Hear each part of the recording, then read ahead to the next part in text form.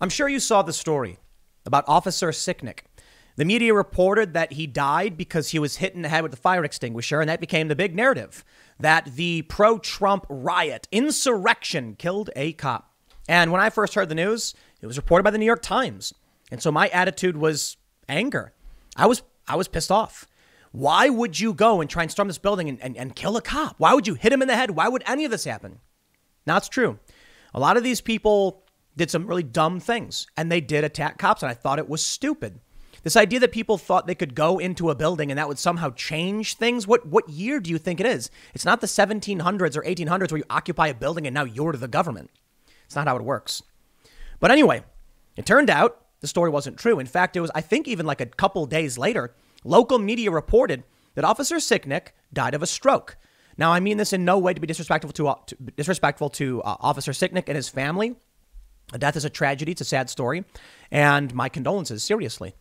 But the media pushed the narrative well past the point where we knew, or I should say it should have been known to them, that Sicknick died of a stroke. We have a new, a breaking story, which you may have seen. Medical examiner finally releases Officer Sicknick cause of death. And when it happened, and the news is natural causes.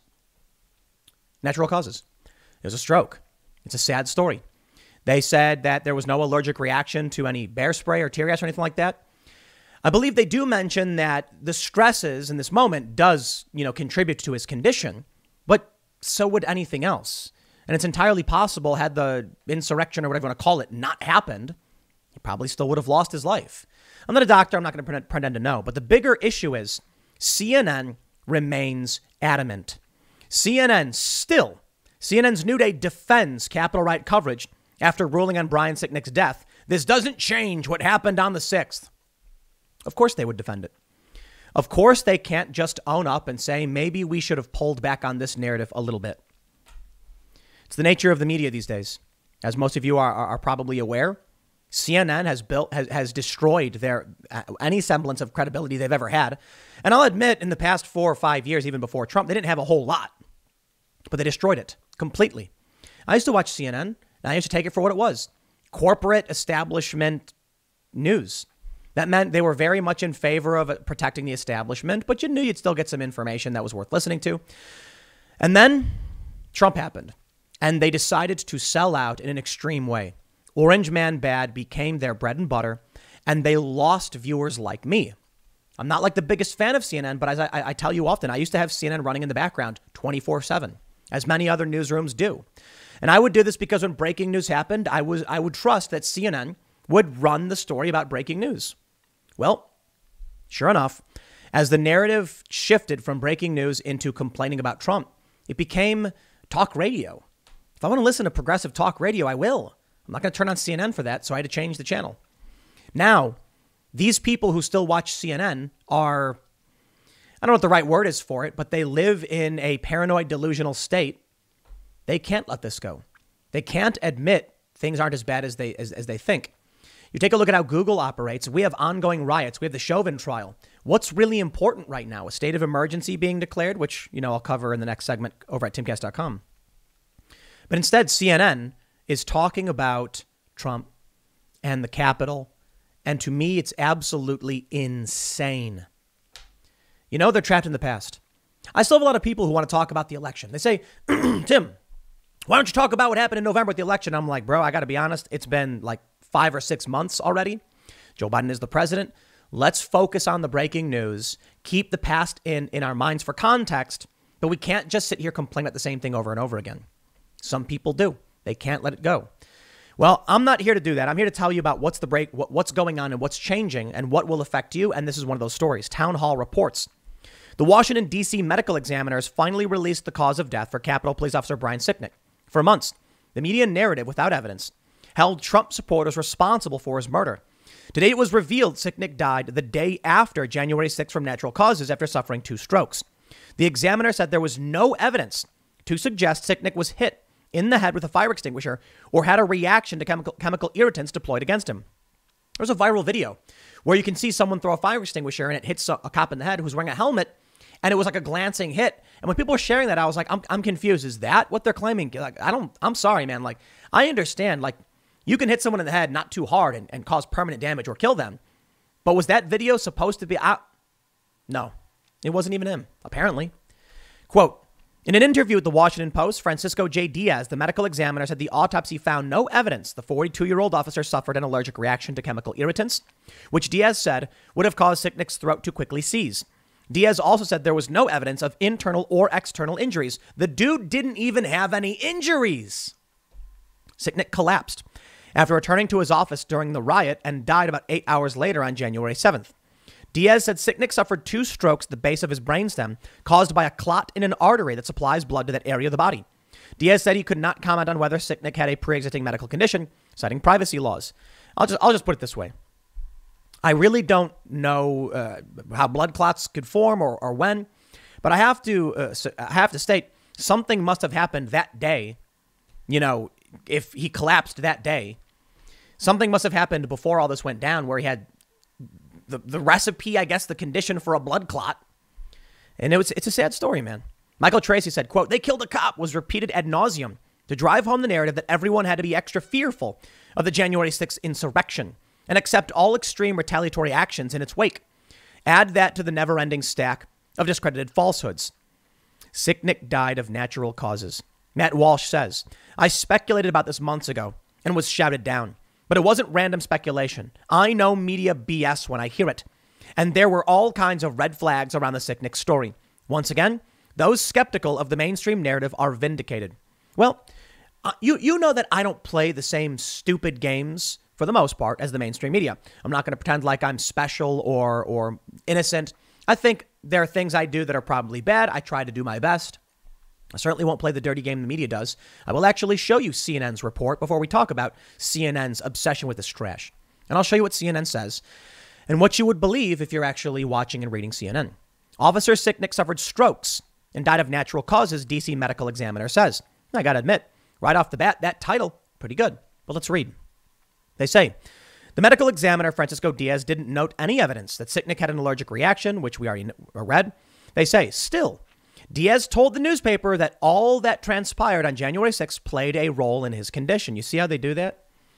But what you need to understand, maybe it played a role the same as going for a jog would have played a role. It's a sad story about a guy who had a stroke. I got to be honest.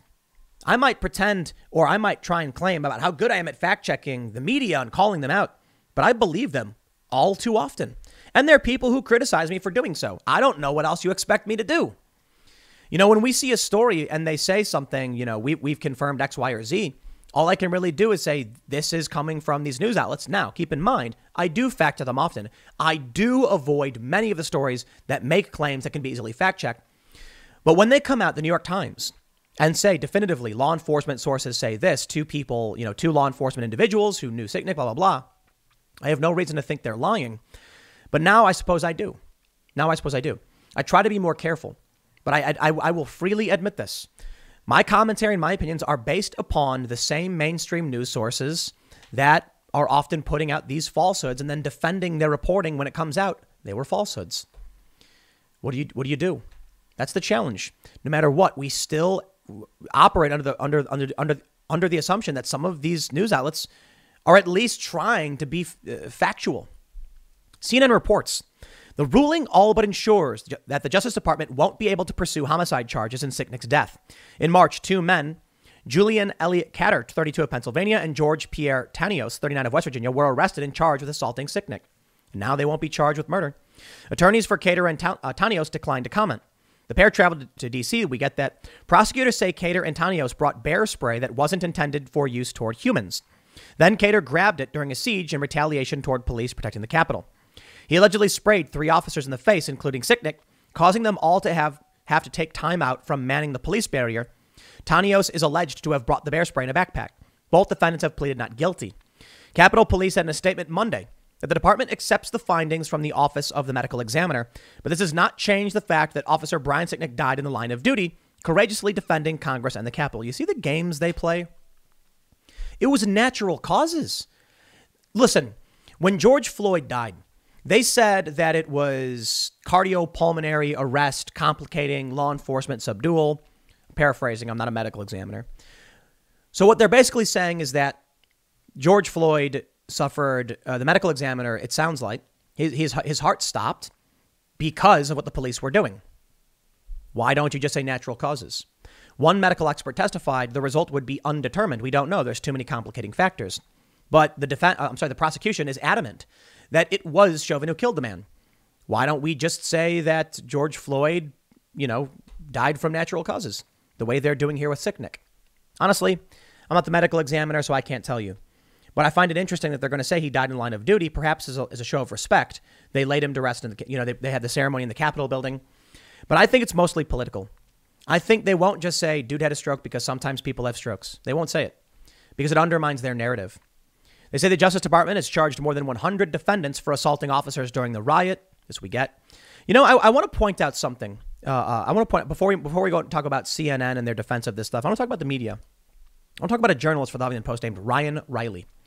Ryan Riley is a reporter, and I follow him. I see his tweets from time to time, and I think they're fine. It's fine journalism.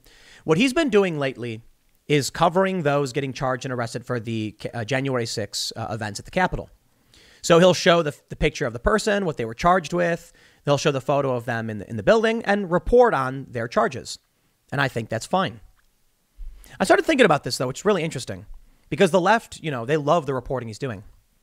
Andy Ngo does exactly the same thing. That's right. Andy Ngo does exactly the same thing as this Huffington Post reporter. When Antifa gets arrested, he posts their photo and says, here's what they've been charged with. Here's what they were doing. What's the difference? The difference is political tribalism. The difference is control of the establishment. And this is why I think progressives, even though in many ways they disagree with the establishment, progressives will side with the establishment because they know they can gain power from it. The establishment will side with the far left, the woke, and the progressives because they gain power from it. And that's it. The media can push a narrative and say Andy Ngo is a provocateur, he's far right, he's doxing people. And they'll defend Antifa and run their quotes when it's like Antifa says that the activists fear he's putting them at risk by sharing their information. All right, well, what about Ryan Riley? Are you going to call him out for doing the same thing? No, because no one cares about the Trump supporters. No one cares if they're being abused at the hands of security guards or police or correctional officers. Nobody cares that there's been like one serious event from the right, but there's been an ongoing insurrection from the left for a year, basically. And I mean it, insurrection. Insurrection's general definition is an uprising against authority. So you want to call the Capitol an insurrection? Sure. But we need to recognize the insurrection that is the ongoing Black Lives Matter and Antifa stuff that's been happening for a lot longer, has killed way more people and destroyed way more property. They don't care about that, though. Here's Mediaite. CNN's New Day defends Capitol riot coverage after ruling on Brian Sicknick's death. This doesn't change what happened on January 6th. It literally does. When you report that someone was killed on January 6th and then we learn he wasn't, that literally changes what happened, doesn't it? Mediaite reports CNN's John Berman and Brian Stelter stood by their networks reporting on the storming of the U.S. Capitol following the newly released medical review on the death of Capitol Police Officer Brian Sicknick. On Tuesday, New Day covered the Washington, D.C. Chief Medical Examiner's determination that Sicknick suffered 2 strokes and died from natural causes. We'll skip over this part because we know it. As the show covered the Sicknick medical review, Berman turned to Brian Stelter and said, "This doesn't change what happened on January 6th. This doesn't change the fact of the insurrection." It literally does. In one story, they bashed a cop over there with a fire extinguisher and killed him. In another, the cop left and then, due to natural causes, suffered strokes and died. It's a pretty different story, I gotta say. Berman conceded afterwards that the news does mark a departure from what we suspected at the beginning and over the course of time here. In the media coverage of the insurrection, however, he decried what he labeled an effort among some in conservative media and on the right in general to just rewrite or deny that January 6th happened at all. And that's a lie. That's absolutely a lie. Every single mainstream prominent conservative has been, for the most part, criticizing those from January 6th, those who stormed the building and those who engaged in this behavior. They've been heavily criticized. Many have been ostracized. This is a lie. I find it fascinating. When I put up a story that is opinionated but true, I get a fact check on Facebook. They say, this is false. I did one segment where I was talking about the alternate electors from one state casting their votes unofficially, but still, nonetheless, casting their votes. I pointed out how there was, in the race between, I think, Nixon and Kennedy, that Hawaii had the same thing happen. that the electors cast their votes and then an unofficial slate cast theirs. But then when they did a recount or whatever, they realized the unofficial was actually the true number. And then I think Nixon, who was a vice president, counted it and said, okay, it's good. I was making that point that while it's not officially, when the Republicans cast their electoral ballots, they weren't official in any capacity. These things have happened in the past. I got a fact check on that. They said I was wrong. It was fake news. And I was like, nothing that I said was fake news. GOP electors cast their ballots. And what am I supposed to put in this 500-word title that doesn't offer those things? Facebook doesn't allow you to put too many, you can't have too many characters or whatever for YouTube and Twitter. So I simplified and then opened with saying it was unofficial. But I get a fact check on that. I get my page suspended or demonetized because I dared have an opinion that wasn't framed properly as per the establishment, even though I was debunking to an extent the narrative that there were going to be Trump electors. I had to issue a complaint and then finally get it overturned. But in the long run, my page is still defunct because I dared report on what happened on January 6th. Facebook has effectively taken down my page, stripped it for monetization, so it doesn't do anything anymore. CNN, on the other hand, the New York Times, they can put out overtly false information repeatedly for years. No fact check. You know why? Because the bias is that the New York Times is the news, period. They could write a story saying that, a giraffe landed on the top of Madison Square Garden. No one knows where it came from. And people would just be like, it's true. Project Veritas can put out a report where a guy is literally saying that he works for CNN and he's biased. And then NewsGuard will say, but Veritas is making it up. They literally show you a video of the guy saying it. The New York Times has unnamed sources. And when CNN finally has to concede, okay, this didn't really happen, they attack conservative media. I think one of the reasons they mostly ignore me is because I ain't a conservative. Now, the far left definitely tries to claim I am, but that's probably because I don't actually watch my show, where I went on an angry rant last night saying the police in Minneapolis need to resign ASAP. And I routinely say things like, increase the progressive tax rate for the ultra wealthy. That's not a particularly conservative thing to repeatedly call for.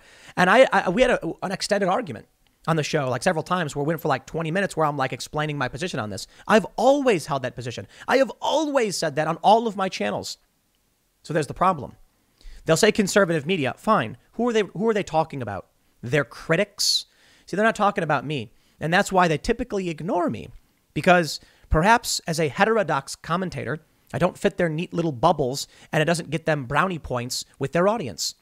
When they write smear pieces against me, and they have, and it's hilarious, really stupid ones, people respond with, I don't care about this guy, this is dumb, and what does this have to do with anything? Because apparently I'm a bit too milquetoast for the tribalists to actually use for anything. Though they try.